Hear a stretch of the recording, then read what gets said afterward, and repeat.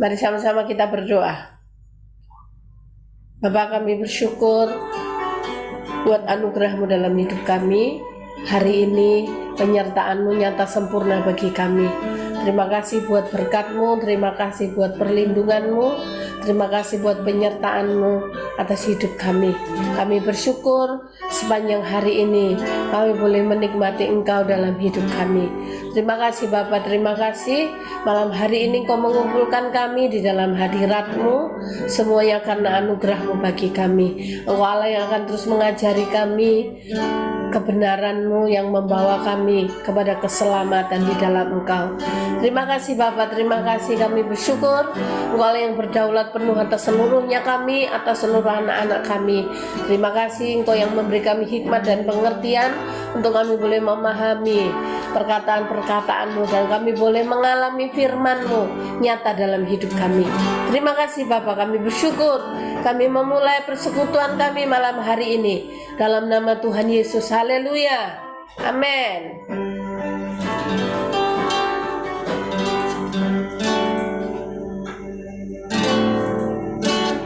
Dari semula telah Kau tetapkan hidupku dalam tangan-Mu, dalam rencana-Mu Tuhan. Rencana indah telah Kau siapkan bagi masa depanku yang penuh harapan. Katakan dari semula, dari semula telah Kau tetapkan hidupku dalam tangan-Mu, dalam rencana-Mu Tuhan. Rencana indah telah Kau siapkan bagi masa depanku yang penuh harapan. Semua baik, apa yang telah Kau perbuat di dalam hidupku.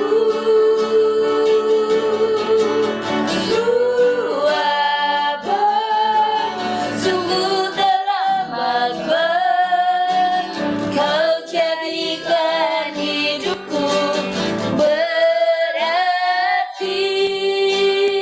Mari kita naikkan pujian ini dari awal. Katakan dari semula.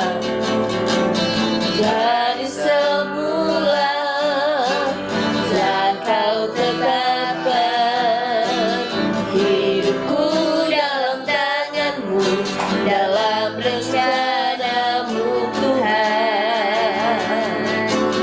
Rencana indah telah Kau siapkan bagi masa depanku yang penuh harapan.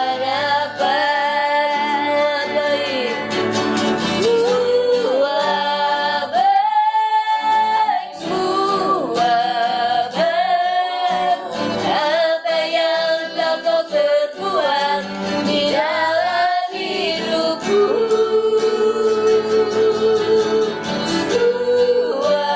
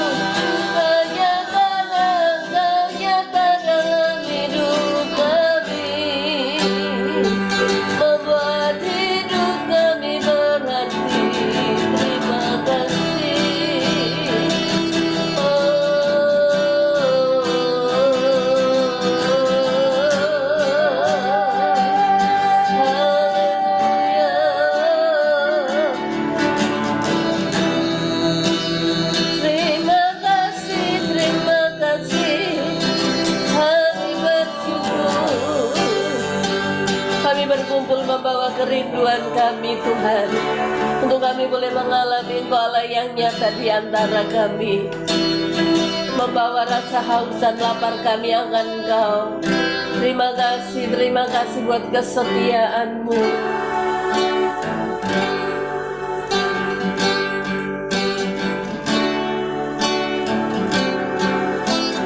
Tuhan, Engkau kerinduanku.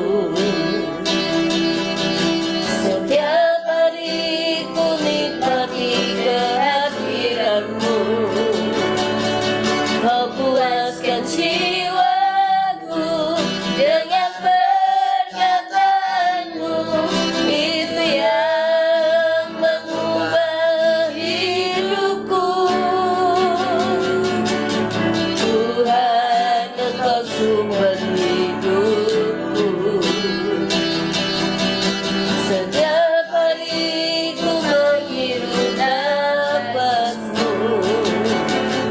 Engkau mengajariku dengan kasih-Mu, sebab Engkau nyata di hidupku. Terima kasih Tuhan. Terima kasih Tuhan. Hidupmu melimpah di dalam hidupku. Terima kasih Tuhan. Terima kasih Tuhan. Selalu tinggal di dalam. Mari kita dengarkan pujian ini dari awal. Katakan, Tuhan Engkau kerinduanku. Tuhan Engkau kerinduanku. Setiap hari ku nikmati kehadiran-Mu. Kau puaskan jiwaku dengan perkataan-Mu. Itu yang mengubah hidupku. Tuhan, Engkau sumber hidupku. Setiap hari ku menghirup nafas-Mu. Engkau mengajariku dengan kasih-Mu, sebab Engkau nyata di hidupku. Terima kasih Tuhan. Terima kasih Tuhan. Hidupmu melimpah di dalam. Terima kasih Tuhan. Terima kasih Tuhan. Ku mau selalu tinggal di terima kasih. Terima kasih Tuhan. Terima kasih Tuhan.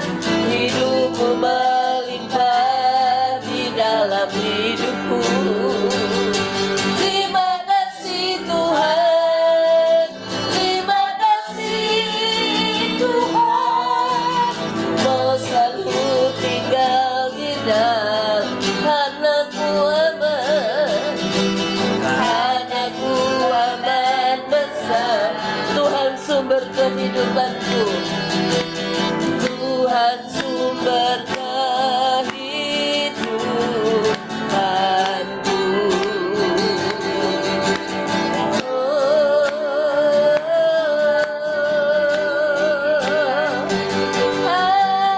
Haleluya. Terima kasih Tuhan. Terima kasih kami bersyukur. Haleluya.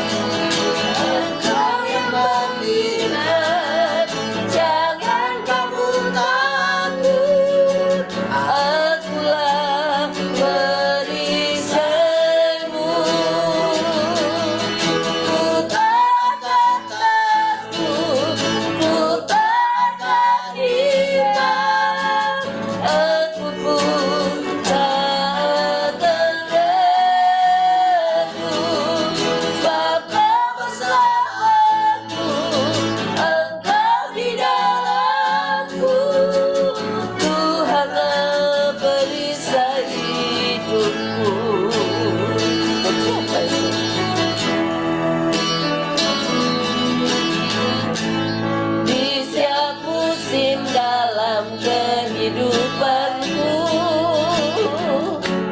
Kasih-Mu nyata di dalam hidupku. Kau berikan firman-Mu untuk selamatkanku. Firman-Mu yang menggunakanku, biar ku menjadi ikan nasimu. Katakan di setiap musim, di setiap musim dalam kehidupanku. Kasih-Mu nyata di dalam hidupku. Kau berikan firman-Mu untuk selamatkanku.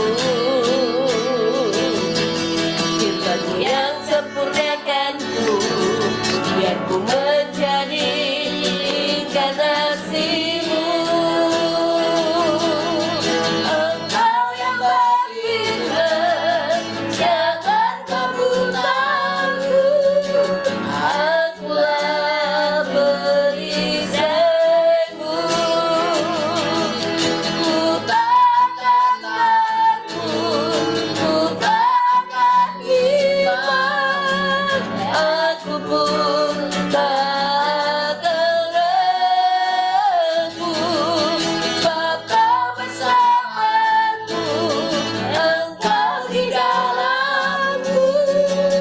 Tuhanlah perisai, Engkau yang berfirman, Engkau yang berfirman, jangan kamu takut. Akulah perisaimu. Ku takkan takut, ku takkan bimbang. Aku pun takkan ragu, sebab Kau bersamaku, Engkau di dalamku. Tuhanlah, sekali lagi katakan, Engkau yang berfirman. Kami tidak akan takut Tuhan, sebab Engkau Allah bersama dengan hidup kami. Engkaulah kekuatan kami. Terima kasih, terima kasih. Ku tak akan takut, ku tak akan bimbang. Aku pun takkan ragu, sebab Kau bersamaku, Engkau di dalamku. Tuhanlah perisai, sebab Kau bersamaku, sebab Kau bersamaku, Engkau di dalamku. Tuhanlah perisai, sebab Kau bersamaku, sebab Kau bersamaku, Engkau di dalamku. Tuhanlah perisai, Tuhanlah perisai. Sekali lagi katakan, Tuhanlah perisai hidupku.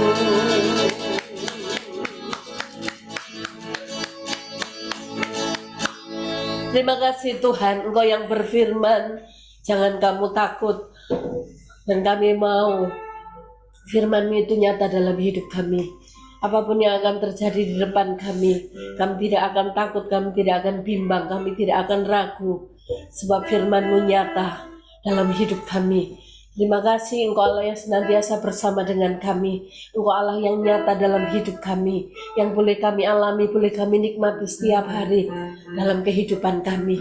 Terima kasih Tuhan, terima kasih, kami bersyukur Engkau baik bagi kami. Sukacita-Mu berlimpah di dalam kami. Haleluya.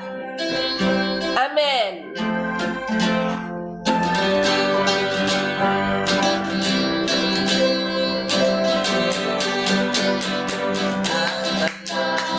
Ku bayangkan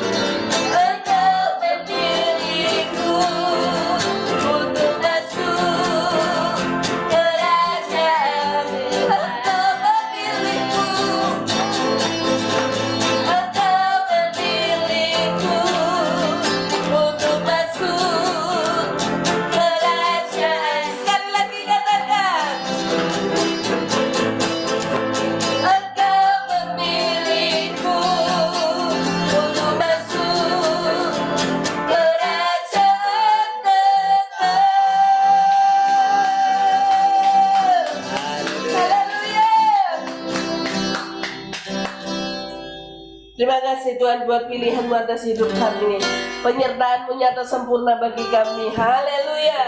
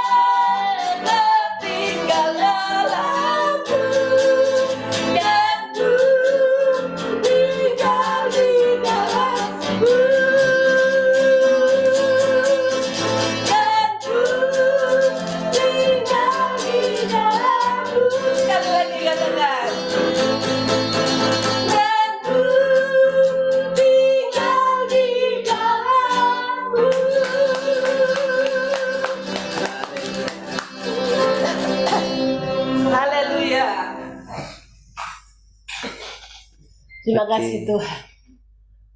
Kasih Tuhan. Penyertaan-Mu sempurna atas hidup kami.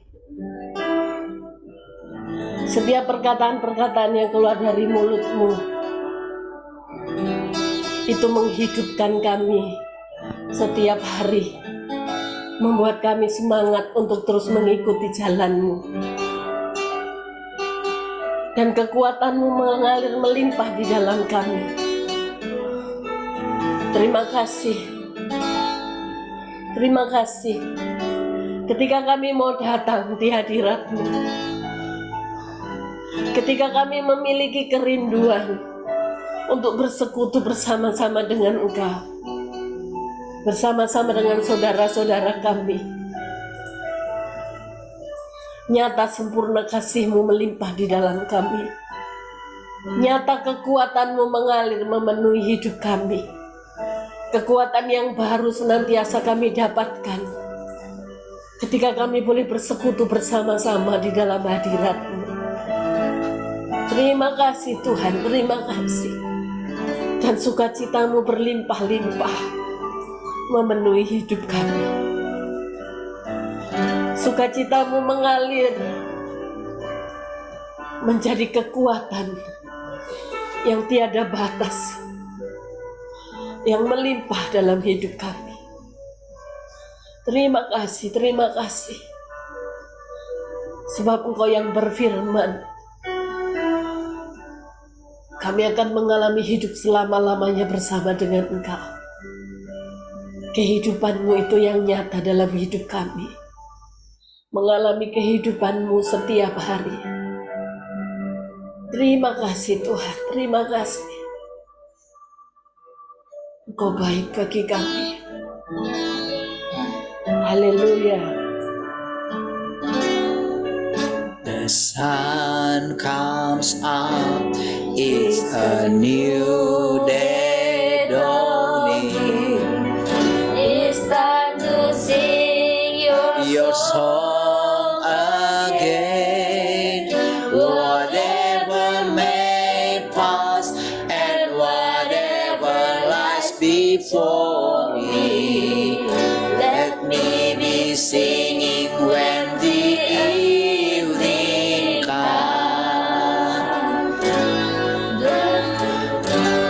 Bless the Lord, Oh my soul, oh my soul, worship His holy name.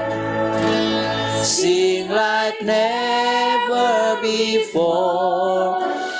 Oh my soul, worship your holy name. Mari kita naikkan pujian ini dari awal. The sun comes up, it's a new day dawning. It's Time to sing your song again. Whatever may pass and whatever lies before me, let me be singing when the evening comes. Let the Lord, oh my soul, oh my soul, worship His holy name. sing like never before. Oh my soul, I worship Your holy name. Rich in love and You're slow to anger. Your name is great and Your heart is kind. For all Your goodness I will keep on singing. 10,000 reasons for my heart to find. Bless the Lord, oh my soul.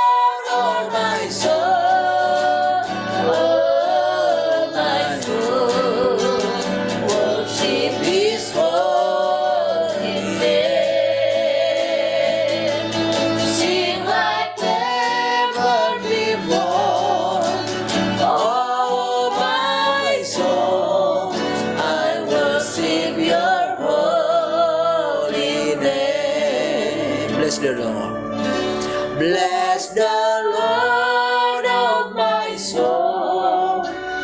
Oh, my soul. Worship His holy name. Sing like never before. Oh, my soul, I worship Your holy. Sekali lagi katakan. Bless the Lord, oh my soul. Oh, my soul. Worship His holy name. Sing like never before. Oh, my soul, I worship Your holy name. Sing like never. Sing like never before. Oh, my soul, I worship Your holy name.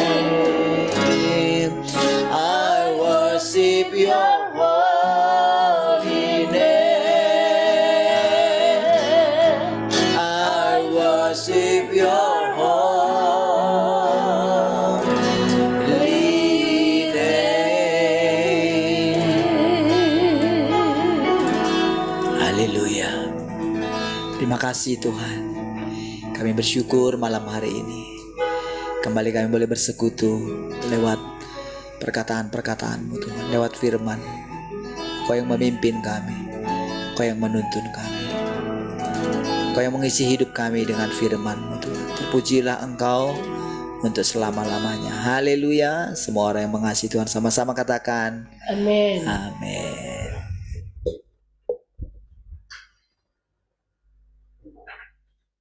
Oke, shalom semua. 1, 2, 3. Baik.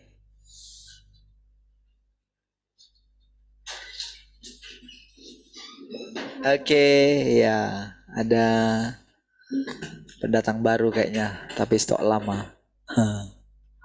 Dengaran suaranya, Mbak Wati? Shalom, ini Mbak Wati yang mana sih? Singapura kah? Iya kah? Ini yang mana ya? Hen? Mbak Wati kah? Wati Singapura. Dengar Itu pokoknya tekan bunyikan biar ngomong, buka suaranya, tekan bunyikan. Dan sebelumnya kameranya boleh ditutup, boleh dibuka, tekan aja. Oke. Coba buka Mbak Wati itunya, mic-nya, biar dengar suaranya. Coba tekan itu, tekan, klik yang itu sebelah bawah kiri. Dari handphonenya, di handphonenya. Yang mute-nya itu, yang mute. Ah, itu ya. Oke. Kameranya bisa dibuka. Kamera. Ada tanda kamera video.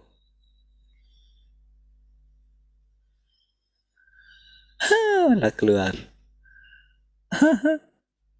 Nanti masuk lagi malah keluar. Baik. Oke, bagaimana kabarnya semua? Mbak Wati itu tadi Singapura ya, Hen?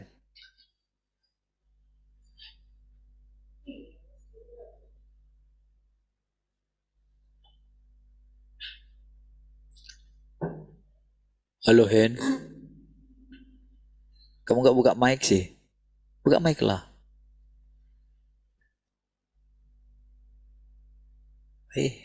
Ngelek ya? Oh, ngelek ternyata. Baik. Haleluya. Suaranya lancar semua? Boleh? Oke, semua oke. Baik, puji Tuhan. Oke. Baik, saya share screen ya. Ini udah masuk lagi. Coba kita tanya. Tapi audionya belum masuk. Tapi tadi sudah tahu ya. Haleluya.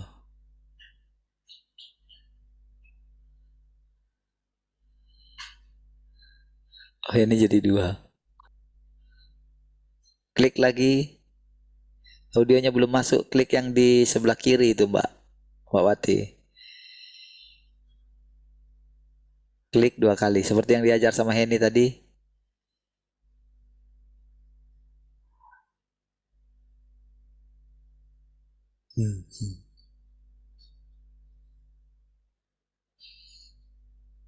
Kalau kayak gini suara kita pun nggak dengar sama dia.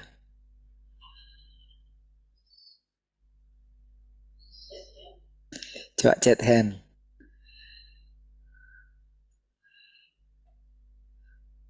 Belum masuk itu.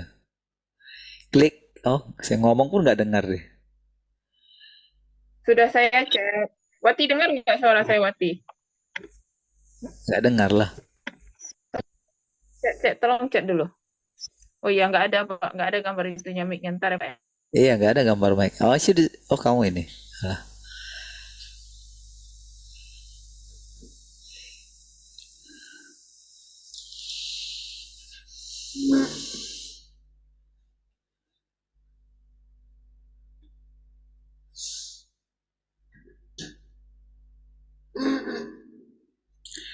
Oke, biar mereka chat dulu ya. Sudah. Oh, sudah. Sudah ya. Oke, buka mic-nya, klik lagi yang tanda itu, tanda mute itu, Mbak. Tanda yang mic-nya kena merah itu diklik lagi supaya kedengaran suaranya. Saya. Supaya suara Mbak Wati kedengaran di sini. Ah, itu. Sudah. Oke, gimana kabarnya? Baik. Puji Tuhan, lama tidak bersua. Baik, puji Tuhan ya. Oke. Kadang ada kerinduan, kadang sudah ini. Iya. Masih di Singapura kah? Oh, ada ini datang. Bukan, masih di Singapura? Masih di Singapura? Masih. Baik. Oke. Ya. Baik, kita mulai ya. Saya matikan semua mic-nya ya, supaya tidak mengganggu ya. Oh, nggak bisa saya matikan dari sini. Ya. Coba dimatikan itunya mic-nya, Mbak, supaya nanti Mbaknya nggak. Ah, ya sudah. Oke, baik. Sekarang kita akan mulai ya. Baik. Oke.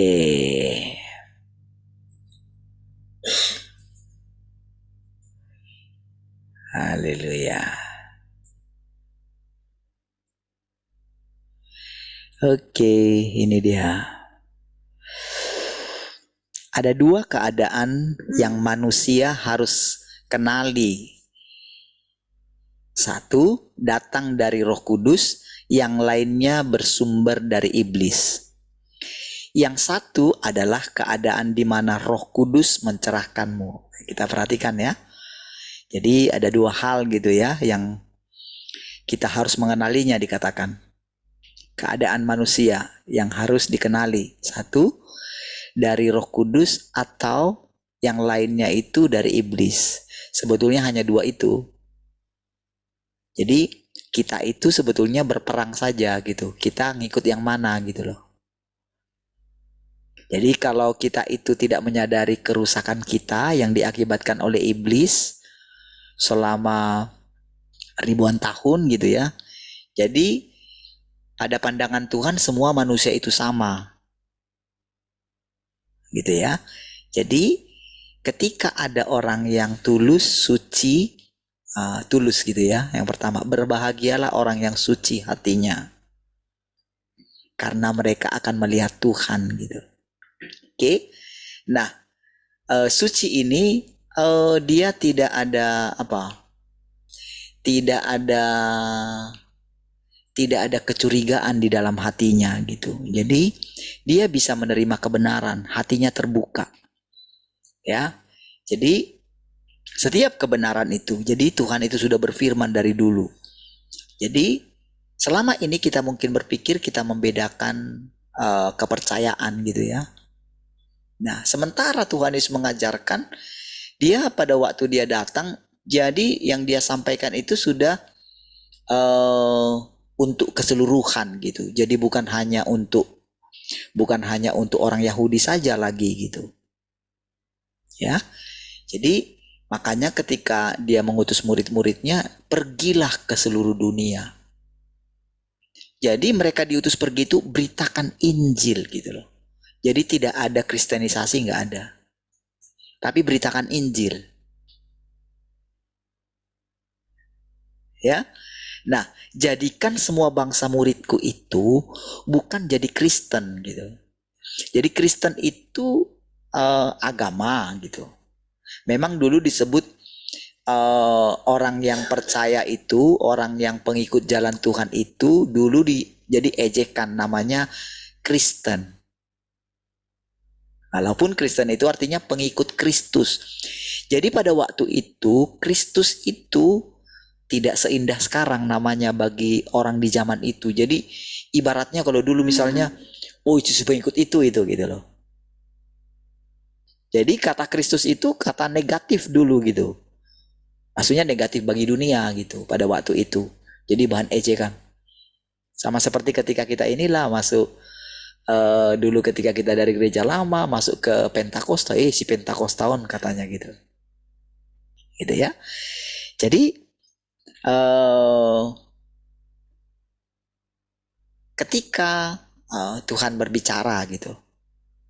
Jadi ketika dia mengatakan berbahagialah orang yang miskin gitu. Jadi itu semua gitu, semua orang yang miskin. Jadi Tuhan tidak datang membawa satu, oh bagaimana supaya kamu menjadi kaya, seperti yang sekarang itu sering digambar-gemborkan di gereja-gereja tertentu gitu. Tapi dia mengatakan berbahagialah orang yang miskin, berbahagialah orang yang dianiaya. Gitu ya. Jadi firman-Nya itu menyeluruh gitu. Makanya saudara, sekarang itu jadi ketika dikatakan perlu dikenali dua, dari Roh Kudus atau dari iblis. Ya.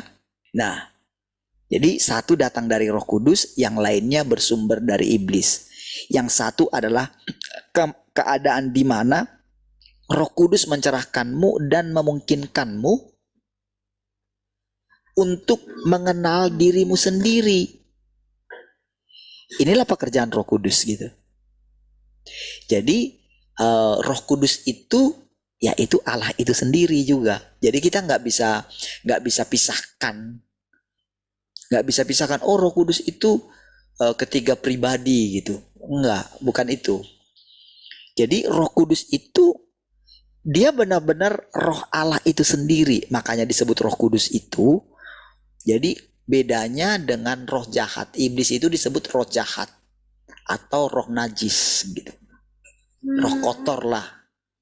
Roh Kudus itu kan bersih gitu kan, ceritanya kan kudus, suci kan gitu.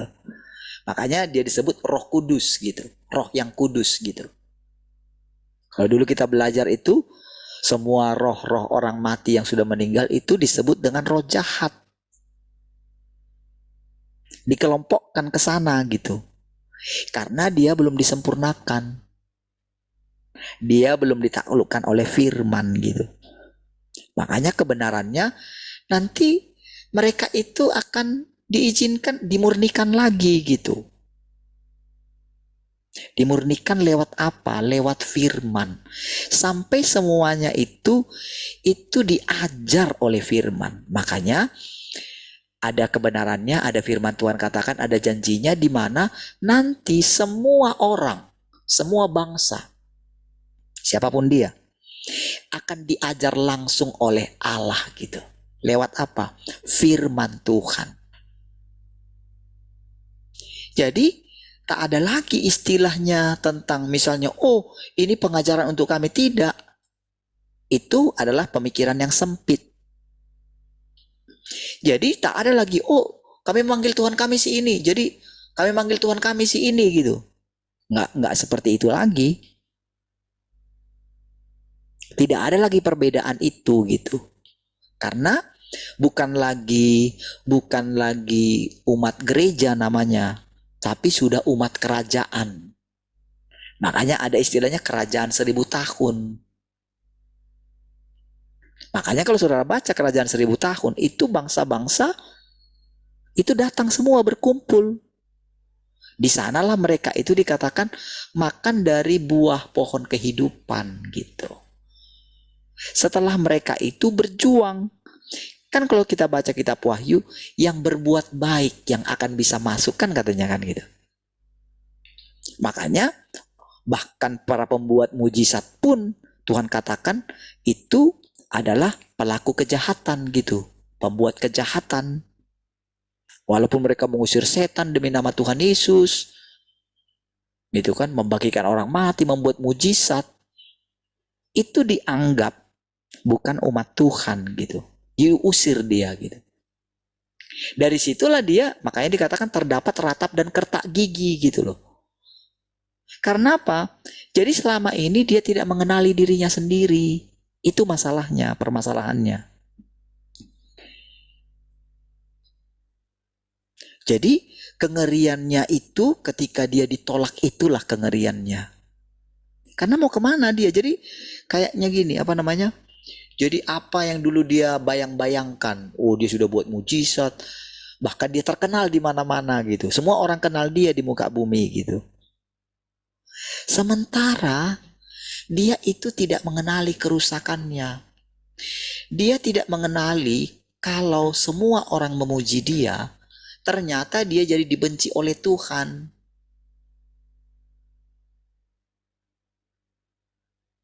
Tuhan Yesus tidak mau ketika dia di muka bumi, ketika orang-orang memaksa dia mau menjadi raja. Kalau dia mau menjadi raja pada waktu itu, maka tidak akan ada penyaliban. Oh iya, semua orang sudah mengikut dia. Karena dia buat mujizat yang luar biasa. Tapi ketika dia mau dibuat menjadi raja, dia menyingkir, saudara. Perhatikan di situ ya. Tapi sekarang berbeda orang-orang yang katanya pengikut Kristus. Tanpa sadar dia buat kerajaan bagi dirinya sendiri. Sekalipun disebut dia itu untuk Tuhan. Terbukti kalau misalnya ada pengajaran yang lain. Dia akan menjaga sekuat mungkin. Hati-hati penyesatan. Padahal saudara, firman Tuhan sendiri katakan, di masa datang, Allah itu sendiri akan mengajar. Bagaimana caranya dia mengajar? Berarti kan di situ sudah nggak ada, saudara. Sudah nggak ada yang namanya, sudah para gembala itu atau apapun jabatannya dalam gereja itu, tidak ada lagi hak dia gitu. Semua sudah kedaulatan Tuhan gitu. Jadi di akhir zaman justru setiap orang, setiap hamba Tuhan yang hebat sekalipun, yang sudah tua, yang sudah hebat sekalipun gitu, tahu banyak, dia harus duduk di kaki Tuhan, belajar loh. Coba perhatikan hidupmu, kira-kira begitu. Coba selama ini gimana kira-kira? Kira-kira kamu benar-benar bergantung sama Tuhan enggak? Kira-kira kamu, kalau misalnya hartamu ini diambil daripadamu, kira-kira engkau masih tetap menyembah Tuhan enggak? Semua orang itu diuji, jadi pendeta nggak bisa bilang, oh ayah sudah full time gitu. Tapi waktu diambil dari dirinya, ternyata dia mencak-mencak juga. Waktu orang menyinggung nama baiknya, dia tersinggung juga. Sementara Tuhan Yesus dulu dikatakan dia itu, bahkan dia itu melakukan kuasanya dengan kuasa Beelzebul, saudara. Itu penghinaan yang sangat luar biasa. Tapi apakah dia marah? Tidak. Dia nggak marah. Dia bisa menjawab dengan baik. Bahkan ketika bangsa Israel itu, karena memang mustahil bagi bangsa Israel itu untuk mendengarkan. Karena memang firman-Nya begini. Dia sudah katakan, Tuhan sudah membuat telinga mereka itu tebal. sehingga tidak bisa mendengarkan. Karena Tuhan membuat mereka itu tebal supaya apa? Supaya mereka tidak berbalik kepada Tuhan gitu loh. Untuk satu jangka waktu. Karena ada pekerjaan yang baru. Pekerjaan Tuhan. Untuk sampai kepada bangsa-bangsa. Gitu ya. Jadi makanya penting sekali setiap orang siapapun dia. Jadi nggak ada yang boleh menganggap dirinya itu sudah kudus gitu. Tidak ada, siapapun dia. Sekalipun dia sudah memenangkan seluruh dunia ini, mungkin dia sudah terkenal di seluruh dunia, dikenal, mungkin sering diundang oleh pemimpin-pemimpin negara-negara gitu. Dia mungkin sudah terkenal, tapi di hadapan Tuhan dia tetap manusia yang rusak. Dia tidak mengenali jalan Tuhan. Karena justru kalau benar Kristus mengutus dia, justru semakin lama dia akan menghidupi Kristus. Ciri yang sangat mudah kita kenali dari Kristus adalah tidak meninggikan dirinya di atas manusia lain. Itulah ciri yang sangat menonjol. Jadi itu yang kita kenali. Jadi firman yang kita kenal lah, yang kita dengar itu, dari isi daripada perkataan itulah jadi kita tahu kebenaran. Disitulah kita akan melihat Roh Kudus itu. Jadi Roh Kudus itu bukan lagi yang kita bangkitkan gitu. Kan kalau dulu kan kalau di karismatik itu kan orang itu kan ketika dia mendapatkan bahasa roh gitu, dia kan latih dirinya berbahasa roh gitu. Dulu kita kan nggak ngerti kan, kita ikut aja gitu. Kadang-kadang digerak-gerakkan tangannya kayak gini gitu. Tanda dia menerima gitu. Mungkin dia mengucapkan kata-kata, boleh dikatakan sebetulnya ya latah aja gitu loh. Cobalah. Sikara bara gitu misalnya. Apa gitu. Sikala bala nggak pernah untung, nggak pernah rugi gitu. Laba-laba terus gitu. Tapi kalau kita ngomong kayak gitu, kita dianggap menghujat Roh Kudus. Bukan.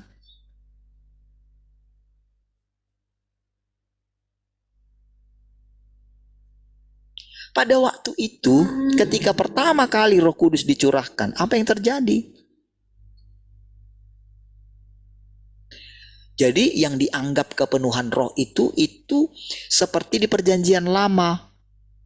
Makanya Saul juga itu dikatakan kepenuhan roh katanya kan. Apakah dia nabi juga? Tapi waktu itu saudara, yang terjadi apa? Sampai dia menelanjangi dirinya. Gimana dong kayak gitu?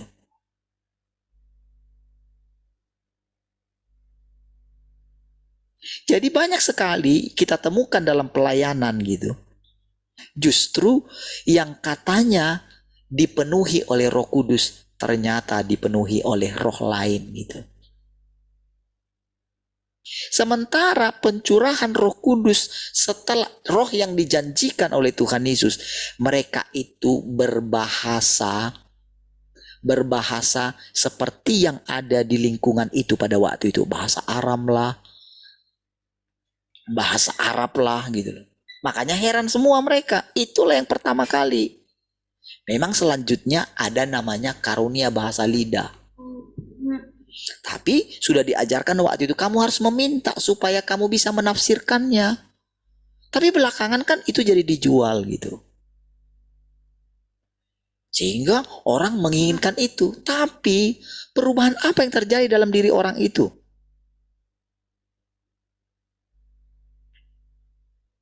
Perubahan apa yang terjadi? Nah, jadi saudara, sekarang ketika firman Tuhan ini datang, jadi kita mesti bisa mengenali gitu. Jadi ketika kita dicerahkan gitu loh. Dicerahkan itu, jadi Roh Kudus itu apa ya? Itu enggak bisa kita atur gitu loh. Jadi banyak orang punya karunia membedakan roh. Sebetulnya banyaknya itu curiga. Hati-hati terhadap pengajaran sesat gitu. Selalu begitu. Padahal saudara, kalau dia ngikut firman, kalau dia suci hatinya, kalau dia datang sama Tuhan, kalau dia merendahkan hatinya, siapapun dia, kalau dia panggil nama Tuhan, siapapun dia, nggak perlu harus dibaptis dia gitu, enggak. Sekarang banyak dibuat aturan, oh dibaptis dulu, baptis air dulu, baru dibaptis Roh Kudus. Dulu tidak seperti itu. Ada yang langsung dia berbahasa roh dia. Tapi ingat ya, tiba-tiba ya, bukan diajarin gitu loh, bukan dibangkit-bangkitkan gitu. Ayo terima Roh Kudus. Seperti di zamannya Benny Hinn misalnya gitu. Kan banyak tipuan akhirnya kan, karena apa? Karena rasanya orang itu yang misalnya sampai dia misalnya buka apa namanya jasnya gitu, terima Roh Kudus. Cobalah saudara. Memang sekarang ini sudah nggak begitu terjadi lagi seperti itu, karena orang sudah mulai dicerahkan gitu loh. Nah, jadi ini yang kita lihat saudara, Roh Kudus yang akan mencerahkan kita, yang akan menginsafkan kita akan dosa. Kan dikatakan mencerahkan kita untuk mengenali dirimu sendiri, membenci dan menyesali dirimu sendiri, dan mampu memiliki kasih yang murni kepada Tuhan, sehingga bisa memusatkan hati untuk memuaskan Dia. Kan selama ini kan kekristenan itu atau agama itu kan lebih ke arah supaya orang itu diberkati Tuhan kan, supaya orang itu dipelihara, supaya orang itu sehat kan, lebih ke arah itu. Jadi yang ada adalah selalu memuaskan dirinya, bukan memuaskan Tuhan. Jadi keadaan itu yang mesti kita kenali. Sudah waktunya sebelum kita mati. Supaya nanti kita itu ada jalan kita. Supaya jalan kita nggak gelap, supaya kita itu punya pelita, dan pelita kita itu ada minyaknya. Jadi perumpamaan gadis yang bijaksana dengan gadis yang bodoh itu, jadi sebetulnya mereka itu adalah kumpulan daripada manusia yang akan segera memasuki masa-masa gelap. Jadi masa gelap itu adalah ketika orang mati. Tapi kalau ada kebenarannya tubuh kita ini bisa ditambahkan nantinya gitu. Siapa itu? Oh. Oke, sudah. Jadi itu bisa secara umum juga gitu. Bisa itu masuk kepada akhir zaman gitu. Jadi ketika mau masuk ke zaman yang baru, jadi ada masa kegelapan namanya. Nggak perlu secara global kita menunggu kegelapan seperti yang sering. Wah, lihat nih, sudah perang nih, sudah tanda-tanda kedatangan Tuhan. Nggak perlu menunggu itu. Orang yang bijaksana sudah harus mempersiapkan dirinya. Karena kedatangan Tuhan atau hari Tuhan itu datangnya tiba-tiba. Bagi setiap orang tiba-tiba. Baru kemarin minggu yang lalu kita dengarkan dia khotbah. Minggu ini sudah meninggal misalnya gitu. Ketika ditanya sakitnya apa? Nggak tahu, katanya dia tiba-tiba aja jadi katanya banting, ketika dia banting setir gitu, yang kemarin baru meninggal itu, dia sudah kejang gitu, udah meninggal gitu. Padahal baru seminggu lalunya itu khotbah di Natal gitu. Itu kan tiba-tiba. Hari Tuhan itu tiba-tiba. Nggak ada yang tahu. Makanya kita disuruh berjaga-jaga. Berjaga-jaga apa? Supaya minyak kita itu bukan berjaga-jaga kayak gini. Oh, awas, hati-hati pengajaran sesat. Bukan hanya itu. Yang bisa membedakan apakah itu ajaran itu sesat atau tidak, Roh Kudus yang akan mencerahkan kita.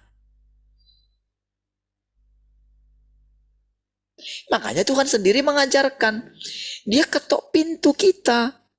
Dia nggak perlu permisi sama pendeta kita untuk ketok pintu hati kita, pintu rumah kita. Nggak perlu permisi sama pendeta. Karena kita ini umatnya dia.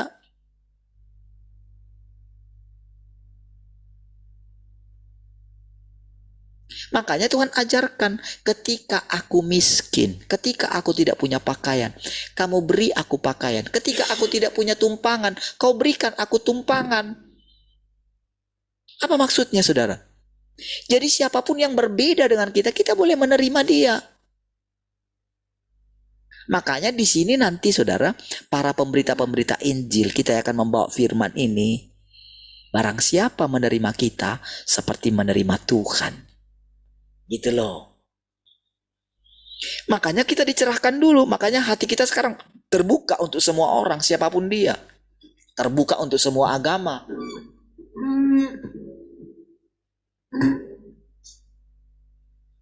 Jadi walaupun misalnya kita hanya sebut nama Tuhan gitu,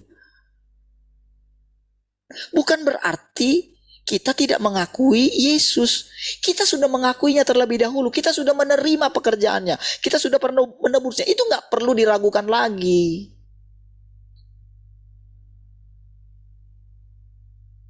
Jadi ketika kita berbicara Tuhan kepada orang gitu, siapapun dia, setiap orang nggak perlu tersandung dengan itu.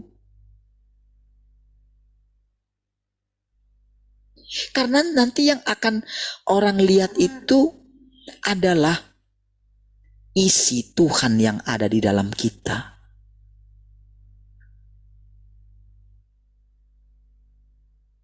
Makanya perempuan Samaria itu dia nggak mengenal Yesus. Dia nggak tahu tentang Mesias itu.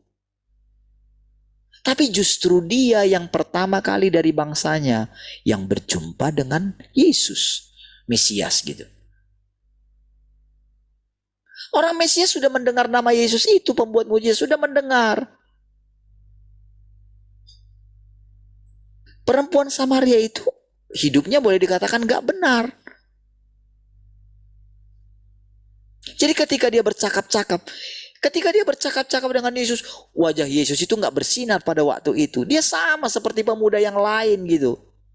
Makanya ketika Yesus bicara, karena kan sudah tahu, oh ini orang Ibrani. Dari logatnya sudah tahu gitu. Ya kan? Dari pakaiannya mungkin. Makanya dibilang, ketika Yesus minta air, mbak minta air mbak gitu. Atau bu gitu. Lalu dia bilang, kamu orang Yahudi kok minta air sama orang Samaria? Gitu. Terjadi dialog itu gitu. Tapi waktu terjadi dialog itu, saudara, ketika Tuhan mengatakan, berilah aku minum, maka engkau akan minum daripada aku. Niscaya engkau sudah meminta daripadanya. Oh, di zaman dulu, saudara, orang itu jadi kalau lihat orang, mereka itu harus menghormati orang lain gitu. Karena pada waktu itu, saudara, malaikat itu masih sering sekali menampakkan diri gitu. Jadi utusan-utusan banyak dulu gitu. Makanya dulu kan kalau Nabi misalnya datang gitu, kayak seperti misalnya Nabi Elia itu datang ke rumah janda itu, bukan janda sih, yang orang kaya itu, yang pada akhirnya itu dia dikasih tempat bermalam, lalu Tuhan berikan apa yang Elia katakan, aku sudah kamu sambut di sini, apa yang kamu minta daripada aku, mintalah gitu. Aku nggak punya anak loh gitu katanya. Lalu Elia bilang, nanti tahun depan kamu akan punya anak. Aduh jangan gitulah. Iya, lihat nanti. Jadi begitu dia sudah punya anak, lama setelah itu dia datang lagi kan, Elianya ke sana. Dia datang, wah, dia dengar sudah punya anak gitu kan, sudah besar lah anaknya. Lalu dia datang kembali karena waktu itu kan meninggal kan. Mau tahu tiba-tiba demam tinggi, dia datang sama Elia. Lu gimana sih, masa aku diberikan anak gitu untuk supaya mati? Aduh, lebih baik lah nggak punya anak, kira-kira kayak gitulah gitu. Ya. Nah, akhirnya apa, saudara? Akhirnya dia bawa ke kamar atas itu, singkat cerita hidup lagi si anak itu gitu. Jadi pada waktu itu sering terjadi seperti itu. Makanya si perempuan Samaria itu melihat dari atas ke bawah gitu. Jangan-jangan ini orang penting ini, bapak ini, kira-kira gitu. Jangan-jangan nabi bapak ini. Makanya dia bilang, kepada orang satu kotanya itu. Iya, ada loh tadi yang kasih tahu di sana tentang aku loh. Tapi rasanya kok aku beda ya. Dia tidak seperti orang-orang ahli-ahli Taurat itu, para imam-imam itu. Dia beda loh. Apakah dia Mesias itu? Jadi yang di dalam itu yang berubah, saudara. Sama dengan kita, saudara. Jadi ketika kita menerima Tuhan, firman Tuhan yang sekarang ini, kita mesti kenali, adakah Roh Kudus sudah mencerahkan kita, gitu loh. Adakah kita itu lebih lebih cinta kebenaran gitu. Apakah kita mulai berubah dalam pola hidup kita gitu? Berubah enggak? Ada perubahan enggak? Ada enggak kita sampai gini, menyesali dirimu sendiri dan mampu memiliki kasih yang murni kepada Tuhan? Sekarang kita masih bersungut-sungut enggak?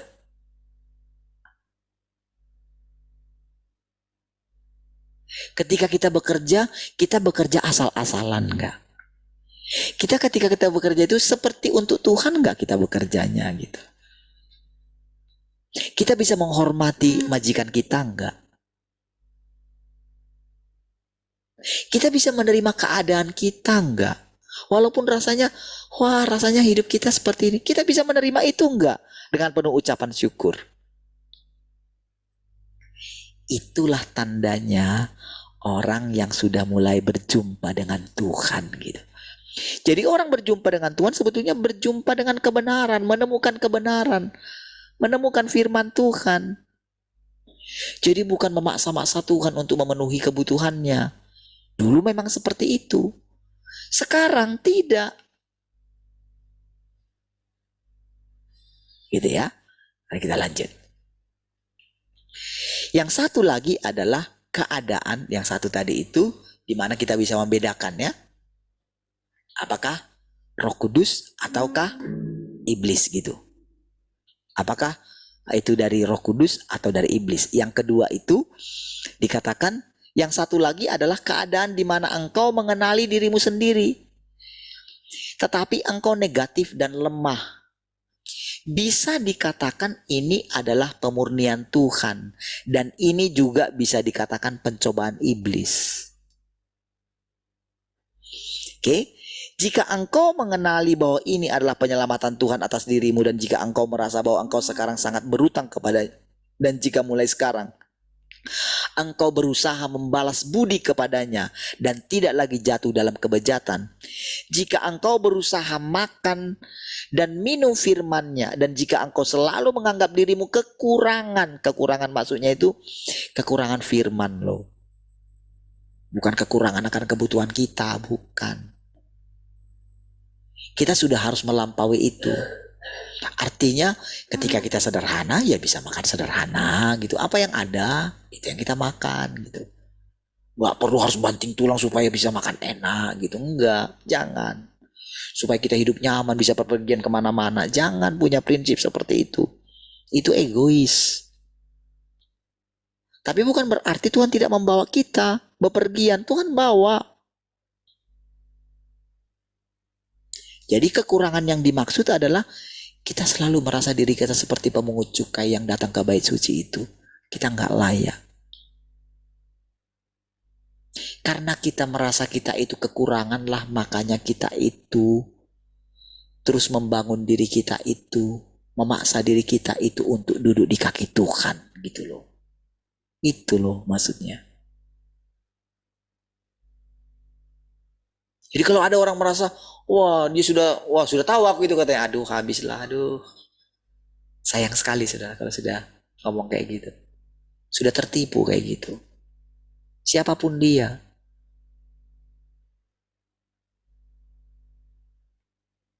Sedangkan Tuhan itu sendiri bilang, Tuhan Yesus saja bilang gitu. Tuhan Yesus saja sangat bergantung kepada Bapaknya. Anak tidak dapat melakukan apapun dari dirinya sendiri. Apa yang dilakukan itu karena dia lihat Bapaknya lakukan. Itulah Kristus. Jadi kalau kita tidak punya seperti itu, berarti bukan Kristus. Yang di dalam kita itu, yang memerintah kita itu berarti iblis. Kalau kita membanggakan diri kita di atas yang lain, berarti sudah pasti itu iblis yang membuat kita meninggikan diri. Sekarang pertanyaannya, kita mau ikut iblis atau mengikut Tuhan? Kita pengikut iblis atau pengikut Tuhan? Yang membuat kita itu, yang merasa diri kita itu tidak perlu lagi datang kepada Tuhan, itu sudah pasti iblis gitu. Tapi Roh Kristus itu atau Roh Kudus itu mencerahkan kita dan membawa kita datang kepada Dia. Lihat ya. Harus terus seperti itu. Minimal selama kita hidup di dalam tubuh kita ini. Waktu yang diberikan kepada kita. Nggak tahu entah 100 tahun, entah 200 tahun. Sampai Tuhan katakan selesai. Sudah, kalau sudah Tuhan katakan selesai. Karena hanya cuma kata-kata aja kok, firman. Makanya kita mendengarkan firman nggak? Kan dia bilang, sabaslah engkau hai hambaku, katanya. Sudah, itu sudah firman Tuhan. Jadi nggak boleh kita bilang begini, oh orang menulis, nggak boleh kita percaya misalnya orang menulis di dalam nisannya gitu, sudah menyelesaikan pertandingan dengan baik gitu. Nggak bisa lah, orang yang menentukan itu Tuhan loh. Jadi itu latah namanya, kebanyakan pasti latah lah gitu. Mereka menginginkan supaya kematian mereka itu terhormat gitu. Apakah benar terhormat di hadapan Tuhan? Tidak. Walaupun misalnya, oh dia sudah, kalau orang Batak itu kan, ulaun saur matua katanya gitu. Wah, jadi tangannya itu nggak lagi dilipat di itunya gitu, di tangannya kayak gini. Kalau sudah mati, dia tangannya udah lurus kayak gini. Apakah benar dia sudah sabaslah engkau hai hambaku? Tidak. Karena Tuhan yang menentukan, tidak ada yang tahu. Tidak ada orang yang bisa klaim kalau dirinya itu sudah masuk ke dalam kerajaan sorga. Nggak bisa.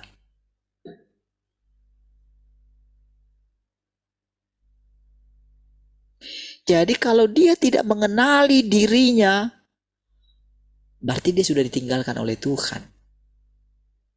Kalau orang tidak mencari kedatangan Tuhan, tidak mencari kebenaran, tidak lapar dan haus. Kalau orang bangga dengan pelayanannya dan terus membangga-banggakan pelayanannya, sudah. Orang itu bukan milik Tuhan sekalipun dia memiliki banyak sekali pengikut. Itu justru musuhnya Tuhan. Itu dianggap pemberontak. Ini kebenaran, saudara. Saudara harus tegas dalam hal itu. Dan engkau pun akan harus tegas kepada dirimu sendiri. Ya, semua kita. Jadi jangan biarkan orang meninggikan dirinya, siapapun, hamba Tuhan apapun gitu. Jangan kagumi. Hanya Tuhan yang bisa engkau kagumi. Ya. Tapi kalau dia menyampaikan firman Tuhan dan hidup seperti itu, saudara, engkau bisa menghormatinya. Engkau bisa menerima dia, engkau bisa menerima perkataannya, engkau bisa menerima kesaksiannya. Engkau akan tahu kesaksian dia itu tulus atau enggak, atau ada cari untung enggak di balik kesaksiannya itu. Engkau harus bisa mengenali itu.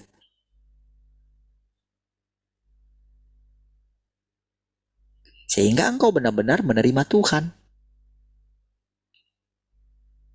Orang itu suci enggak? Orang itu benar-benar mencari Tuhan enggak? Harus dari situ. Kalau dia cuma ngomong masalah dia hebat, masalah doktrin itu sudah aduh, gak usah dengerin lah. Basi itu. Dia pun tidak mengalami perubahan kok, itu percayalah. Dia masih mencintai dirinya sendiri. Dari situ engkau akan tahu. Jadi ketika engkau sudah dengar firman yang baru ini, engkau akan melihat bagaimana Roh Kudus akan mencerahkanmu. Itulah tandanya Roh Kudus masih bekerja di dalam kita atau enggak.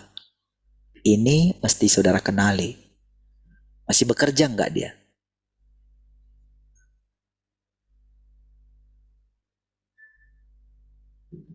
Oke? Baik, bentar ya. Setelah penderitaan berakhir dan engkau sekali lagi bergerak maju, Tuhan akan tetap memimpin. Perhatikan. Tuhan akan tetap memimpin, menerangi, mencerahkan, dan memeliharamu. Lihat ya. Jadi sampai kapanpun gitu. Saudara mesti perhatikan baik-baik. Umur kita masih 50, kita belum bisa, kita nggak tahu ketika kita umur 60 gitu. Ya paling mudah mau mencapai 50 lagi. Tapi masih ada 10 tahun, 20 tahun lagi. Kalau ditentukan umur kita misalnya 80, 100, gimana? Kita bisa tetap nggak? Kita bisa tetap menjaga kondisi kita seperti ini nggak? Itu namanya setia sampai akhir. Jadi setia sampai akhir itu bukan hanya masalah, oh kita itu sudah lewat dari penderitaan, kita lewat dari penganiayaan. Bukan. Di masa-masa rasanya itu menyenangkan, sering sekali banyak orang jatuh. Iya saudara. Dulu ketika bangkrut, wah benar-benar saudara. Dia mengandalkan Tuhan. Tapi begitu sudah lolos dari kebangkrutan, apakah masih bisa benar-benar punya hati yang rendah hati? Belum tentu. Apakah masih bisa bangun pagi-pagi mencari Tuhan? Belum tentu. Apakah dia itu bebas melakukan apa saja? Dia nggak tanya Tuhan. Apakah dia tetap rendah hati? Apakah dia bisa tetap jadi bahkan dia bisa menyamakan dirinya dengan umat Tuhan kalau misalnya posisinya tinggi dalam kerohanian gitu? Bisakah dia menanggalkan posisi itu dan duduk bersama-sama dengan umat Tuhan? Bisakah? Atau dia menjaga dirinya? Kalau yang itu biarlah, itu sudah ada staf saya untuk melayani yang itu. Apakah Tuhan Yesus seperti itu? Tidak. Padahal Tuhan Yesus itu saudara lebih tinggi daripada semua umat manusia di dunia ini. Ya kan? Tapi kenapa dia bisa rendah hati? Bahkan kenapa dia sampai di atas kayu salib? Kenapa dia memanggil tempat yang rendah? Kenapa dia bisa melayani perempuan pelacur? Kenapa?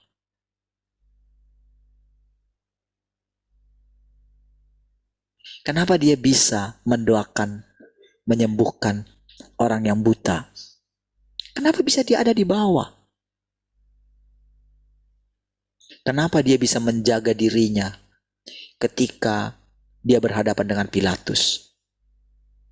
Hei, ngomonglah, apa kamu gak pikir aku berkuasa untuk mau menyalibkan engkau atau untuk melepaskan engkau? Apakah kita berani seperti itu ketika kita ngomong seperti Tuhan Yesus? Sekali-sekali engkau tidak punya kuasa atas aku. Iya. Oh, saudara mesti berani ngomong seperti itu. Maksudnya gini, itu bukan pada waktu itu saudara, Yesus menyadari posisinya. Sama saudara. Kita nggak boleh membiarkan iblis memporak-pondakan kita saudara. Dengan keadaan yang kita lihat dalam diri kita. Tidak. Tapi kita bisa mengakui, melihat Tuhan berdaulat atas semuanya. Ya. Kita boleh mengucap syukur. Muka kita boleh cerah sekalipun rasanya gagal di sini, gagal di situ. Tapi karena ada Tuhan di dalam kita, saudara. Kita tahu. Disitulah Roh Kudus mencerahkan kita. Iya, seperti itu yang sering saya ceritakan kepada saudara kan. Tentang bagaimana pengalaman keluar dari ini, keluar dari itu gitu. Itu yang sering saya ceritakan gitu. Itulah pekerjaan Roh Kudus yang mencerahkan kita hari demi hari. Setiap hari bayangin. Oke? Namun jika engkau tidak mengenalinya dan bersikap negatif, semata-mata menelantarkan dirimu dalam keputusasaan. Jika engkau berpikir demikian, pencobaan iblis telah menimpamu. Perhatikan itu. Jadi kalau kita itu tidak bersuka cita lagi ketika kita tawar hati, ketika kita rasanya putus asa, sudah diambang itu, kita nggak mengenali kalau ada Roh Kudus dalam kita, kita tidak menyadari, kita tidak bangkit dari keadaan kita malah bersungut-sungut gitu, muka kita malah panjang gitu.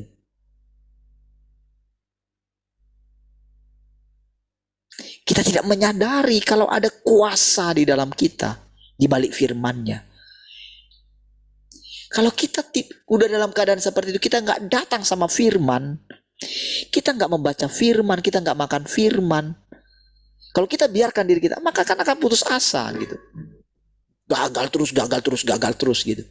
Kan putus asa gitu. Kalau sudah putus asa, kalau kamu menelantarkan dirimu dan engkau menjadi putus asa, menelantarkan dirimu dalam keputusasaan, maka engkau sedang ditimpa oleh pencobaan iblis. Oh, dia akan bebas gitu.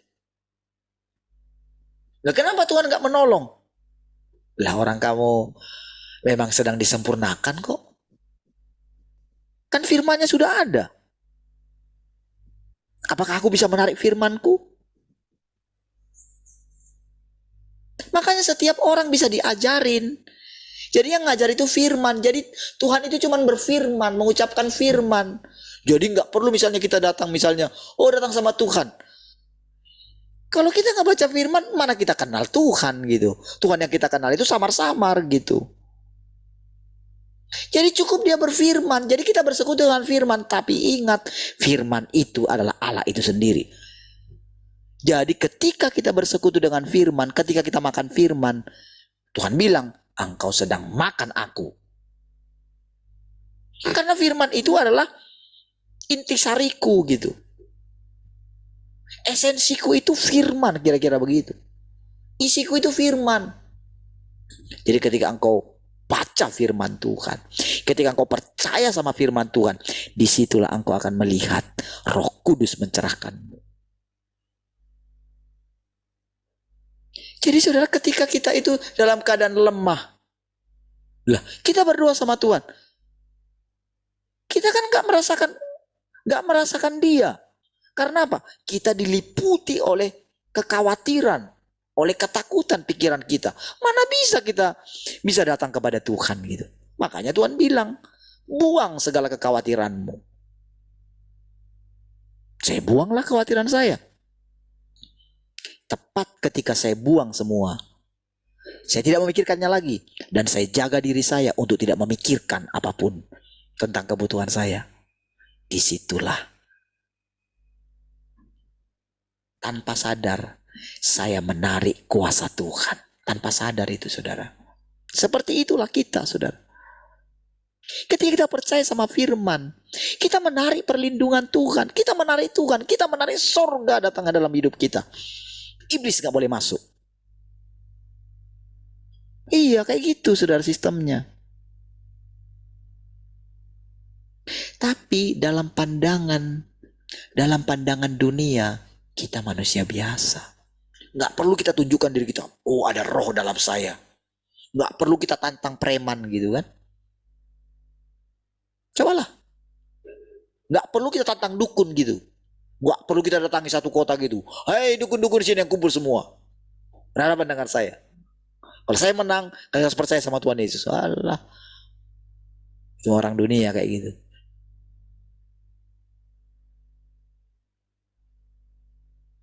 Tuhan gak kayak gitu, saudara.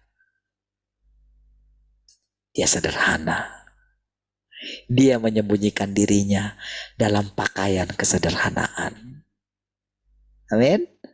Kenali ya. Ingat sekali lagi, hidup kita panjang. Kita nggak tahu kapan hari Tuhan akan menimpa kita. Pahlawan sekalipun akan nangis. Jadi kalau hanya sekedar penganiayaan, ngapain kita perlu takut? Takutlah sama Tuhan. Ya kan? Sama semua yang di dunia ini engkau nggak perlu takut. Takutlah sama Tuhan. Mereka manusia hanya bisa membunuh tubuh. Tapi dia tidak punya kuasa atas jiwa dan rohmu. Hanya Tuhan yang punya kuasa. Makanya saudara, bagi dia kematian Habel itu mah biasa. Gitu. Bukan tadinya manusia itu diciptakan dari debu kok. Berarti kan pada pemikiran kita bisa berpikir, berarti kan Habel itu debu juga kok. Dari tanah kok. Kalau kita mau pikir secara sederhana gitu. Tapi apakah dia tidak mendengarkan teriakannya? Dia terdengarkan teriakannya. Tapi mengenai apakah Tuhan harus membalas kepada Kain? Ternyata tidak kan? Kan Tuhan melihat hatinya Kain. Emang dia nggak tahu, emang di situ dia sedang diajari kok. Makanya yang dia lihat hati kita. Makanya Tuhan bilang, yang membutuhkan tabib itu adalah orang sakit. Dia tinggalkan yang 99 untuk cari yang satu yang sesat. Karena itu memang yang butuh Tuhan. Lihat. Ketika Ayub menjalani ujian, Tuhan dan iblis bertaruh.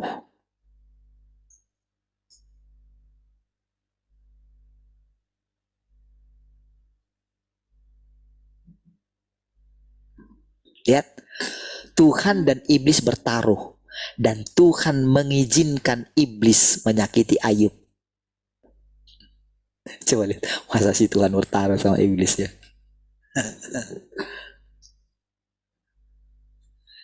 Tapi saudara, supaya kita itu bisa mengenali Tuhan itu, jadi perkataannya harus kayak gini gitu. Kita mesti bisa menerima perkataan ini. Tapi apa maksudnya? Kan memang Tuhan di atas segalanya gitu. Tuhan berkuasa atas segalanya.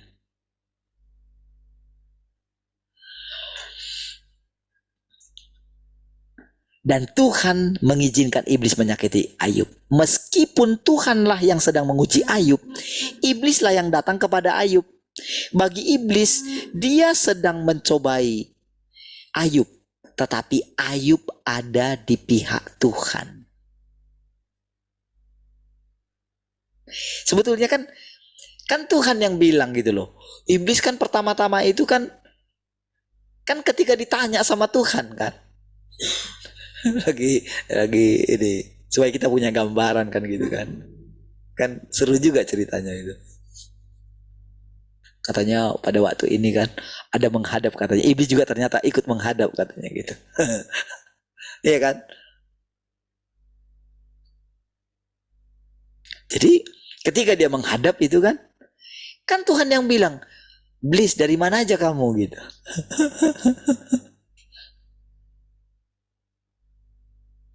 Dari keliling dunia lah katanya. Wih. Maksudnya gitu saudara. Jadi iblis itu memang ini sekali saudara. Apa ya? Jadi dia menunjukkan gitu. Aku ini sangat sibuk gitu. Aku mengelilingi seluruh dunia gitu. Sibuk kali lah kamu ya katanya gitu. Jadi kadang-kadang nanti kalau hamba Tuhan itu menghadap sama Tuhan gitu kan. Akan kelihatan gitu. Nyangka kepalanya gitu kan. Ketika menghadap sama Tuhan sesudah mati gitu kan. Lalu ditanya sama Tuhan, "Wih, semangat kayaknya." gitu kan. Semangat lah. Tahu nggak Tuhan? Ulah, ulah, ulah. Setelah cerita panjang lebar. Terus ketika kamu mati gimana sih kasihmu kepada Tuhan gitu. Barulah dia sedih. Nah kalau iblis tadi sudah namanya iblis ya. Jangan disamakan dengan manusia. Kalau iblis itu saudara memang sudah jadi objek penghancuran saudara. Saudara mesti percaya ini. Jadi jangan bilang, oh di mana kasih Tuhan? Enggak, ini firman loh. jangan diinterpretasikan lain gitu. Kalau Tuhan bilang iblis itu musuhnya Tuhan gitu, sudah gitu loh. Ya, jadi kontrasnya Tuhan gitu loh. Jadi nggak ada di masalahnya, oh dia berbelas kasihan juga sama semua makhluk, semua ciptaannya. Dulu kan dia makhluk, enggak. Pokoknya percaya aja lah, dia objek musuhnya Tuhan gitu. Jadi dia bukan target penyelamatan. Gitu ya. Oke. Baik. Jadi ketika ditanyakan gitu kan, dari mana aja kamu? Keliling dunia. Kan Tuhan yang bilang, apakah engkau perhatikan hambaku Ayub? Tidak ada orang seperti dia. Tuhan loh yang memuji Ayub loh. Ayub tidak tahu kalau dia dipuji di hadapan iblis. Kalau seandainya Ayub itu tahu saudara, oh itu senang-senang aja, kata-kata aja dia saudara. Makanya kadang saudara kita nggak tahu hal-hal yang terjadi dalam hidup kita gitu loh. Itu diizinkan, jadi nggak usah kita tanya apa yang akan terjadi atas hidup kamu, nggak usah gitu. Kalau aku mau kamu harus pergi ke neraka. Kenapa?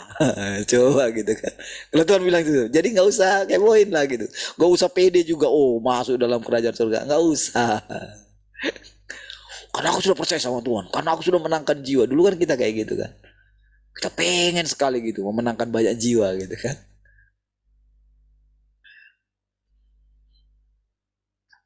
Dari mana aja kamu? Dari keliling dunia. Apa kau lihat hambaku Ayub? Tidak ada orang yang sesaleh dia di muka bumi ini. Allah kata dia gitu. Itu kan karena engkau melindungi dia, karena engkau pelihara dia. Aku gak bisa usik dia seperti yang lain gitu. Aku jagai dia sih. Wong dari awal engkau sudah ciptakan dia. Oh dia gak pernah aku rusak gitu. Engkau mempersiapkan dia, mempersiapkan orang tuanya. Wah engkau jagai dia, wah engkau bimbing dia terus. Sejak awal memang engkau pelihara dia kok. Coba engkau izinkan aku ini katanya. Oke katanya gitu.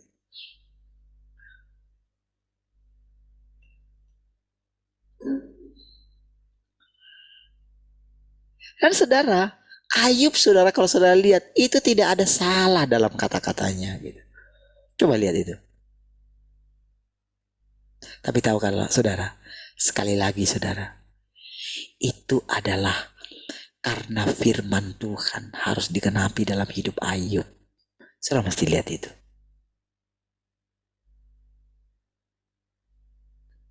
Ya. Jadi kesetiaan dia mengikut Tuhan dari sejak masa mudanya, dia menjaga dirinya. Dia belajar dari kehidupan, saudara. Dia melihat teman-teman sebayanya yang tidak takut akan Tuhan, bagaimana hidup mereka hancur gitu. Dia melihat anak-anak orang lain gitu. Rasanya dia mungkin sudah, aduh gimana ya kok anak-anakku ini kok nggak ada yang ini aku ya gitu. Tapi sudah diam-diam saudara, dia berdoa kepada Tuhan, Tuhan lindungi anak-anakku Tuhan gitu. Dia persembahkan korban, terus nggak kurang gitu. Karena itu yang dia tahu. Bukan seperti kita sekarang pengajarannya, mau kayak doa inilah, doa itulah. Enggak, dia nggak tahu. Yang dia tahu dulu hanya mempersembahkan korban.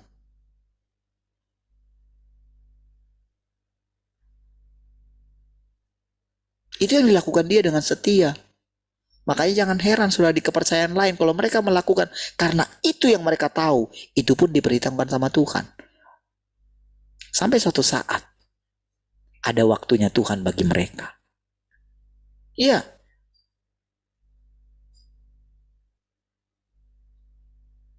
Jadi sering sekali saudara kalau saya mengingat diri saya gitu, kalau misalnya lagi melayani siapa aja mungkin yang bukan orang Kristen, saya tahu saudara, suatu saat dia akan ingat segala perkataan yang saya sampaikan. Kalau Roh Kudus, kalau mereka itu mau datang sama Tuhan, yang mereka ingat adalah siapa yang pernah berbicara kepada mereka. Ya, itu dibawa mereka. Sampai kepada kematian sekalipun, firman Tuhan itu kekal. Apa yang saudara ucapkan dari mulut saudara itu bergema terus di bumi ini saudara. Sampai mereka pergi ke dunia orang mati pun itu bergema. Ya. Ketika kita percaya hidup kita ini bukan kita lagi. Ketika kita menyerahkan hidup kita untuk dipakai dia, untuk menjadi mulutnya dia, menyampaikan firman-Nya, maka siapapun yang pernah mengenali kita akan bersuka cita melihat hari kita. Iya. Paulus bersuka cita melihat hari kita. Petrus bersuka cita melihat hari kita. Guru kita sendiri pun bersuka cita melihat hari kita. Karena apa? Firman-Nya sendiri berkata, tanpa kita mereka tidak sampai kepada kesempurnaan. Artinya apa saudara? Melalui tubuh kita ini, Tuhan datang kedua kali berfirman. Ya. Karena apa? Melalui tubuh kita ini, Roh Kudus mencerahkan kita. Roh Kudus mengajari kita. Itu yang membuat saudara Ayub itu, saudara, sampai dia mengalami Tuhan menampakkan diri kepadanya. Sama dengan kita. Apakah nanti Tuhan akan menampakkan diri kepada kita? Atau jangan-jangan ketika suatu saat kita di masa seperti yang di Matius itu, enyahlah daripadaku. Ketika sampai di situ kan, dia kan masih bingung kan, orang mati kan bingung gitu. Mana ini? Jiwanya mencari-cari gitu. Iya. Gelap.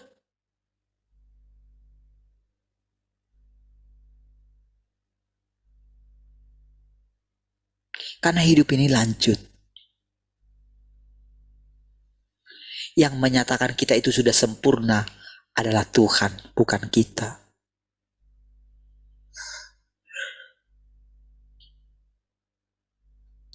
Kalau selama hidup kita, selama hidup manusia, kalau dia tidak melihat bagaimana Roh Kudus mencerahkan dia terus sampai dia mati, maka dia dianggap gagal dan dia tidak bisa melanjutkan hidupnya. Iya, itu kebenaran.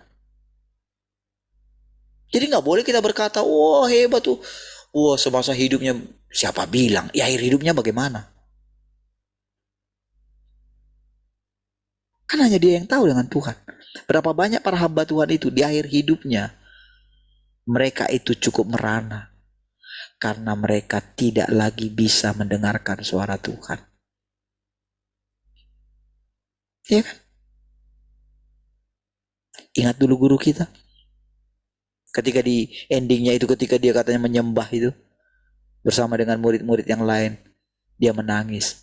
Saya sudah lama sekali tidak merasakan seperti ini. Coba. Dia sendiri yang mengatakan.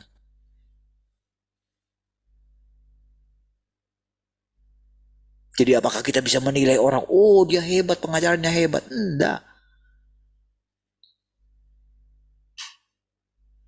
Bagaimana semasa hidupnya? Dia memuaskan Tuhan enggak? Ini yang tadi saudara. Dia terus berusaha memuaskan Tuhan enggak? Atau dia itu hanya memuaskan dirinya? Dia cari kebenaran enggak?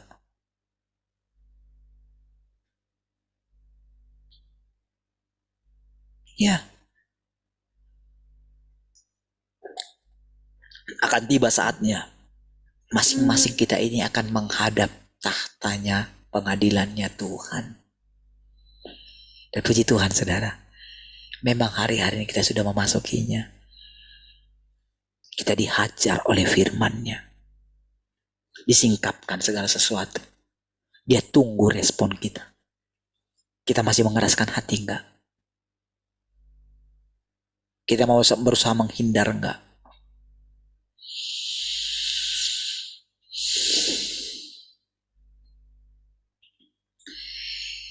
Jika engkau tidak mengalami pekerjaan Tuhan, engkau tidak akan pernah bisa disempurnakan.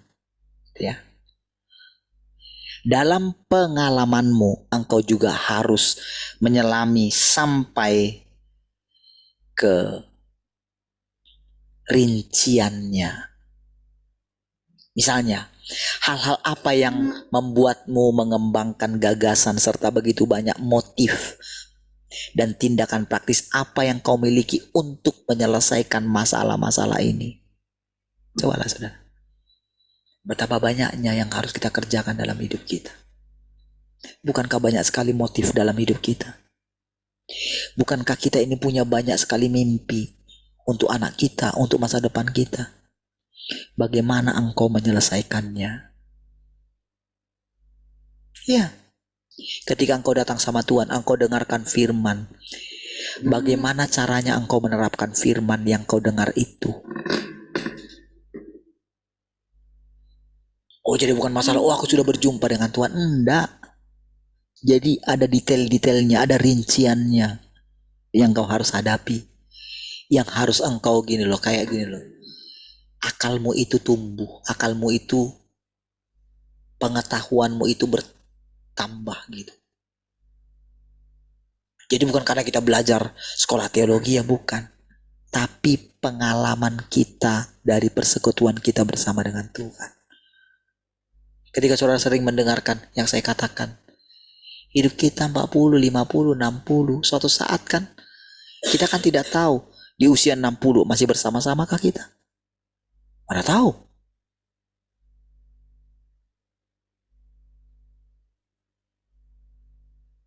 Ketika saudara mungkin sudah, ya mungkin sangat diberkati, apakah engkau masih tetap rendah hati? Apakah engkau masih benar-benar duduk di kaki Tuhan? Apakah engkau masih sama ketika dulu engkau 40, ketika engkau umur 80, sama seperti Kaleb? Dulu aku 40 tahun, sekarang aku sudah 80. Tapi ingat, kekuatanku tidak berubah. Dari mana kekuatan Kaleb? Dari dia memandang firman Tuhan. Disimpan dalam hatinya, tidak lekang. Dia merasakan kekuatan yang baru setiap hari. Iya, sama enggak? Coba lihat saudara para hamba Tuhan, sama enggak ketika iman mereka pertama kali berjumpa dengan Tuhan? Sama enggak? Makin kuat enggak? Nanti kalau saudara berjumpa dengan teman-teman kita dulu yang di RTM, saudara, tetap enggak mereka punya iman? Bagaimana hidup mereka? Ya, dengan teman-teman kita yang lain yang sudah berpisah dengan kita, tetap enggak mereka mencari Tuhan di sana? Mari kita lihat. Bukan berarti kita merasa, oh kita sudah, enggak. Tapi satu hal saudara, Tuhan memisahkan kita. Suatu saat Tuhan akan membuktikan sendiri siapa yang benar-benar miliknya, siapa yang bukan. Puji Tuhan. Mana dia? Kita lanjutkan besok. Haleluya. Mari kita berdoa. Terima kasih Tuhan, kami bersyukur malam hari ini untuk anugerah-Mu. Terpujilah Tuhan yang terus memimpin dan membawa kami. Mari Tuhan, saat ini kami beristirahat, biarlah kami boleh beristirahat dalam hadirat-Mu sehingga kami besok bangun dengan tubuh yang segar untuk kembali bersekutu. Terpujilah Tuhan, haleluya. Sama-sama katakan, amin. Baik, puji Tuhan semua. Tuhan memberkati. Sampai ketemu besok pagi. Shalom, shalom, shalom.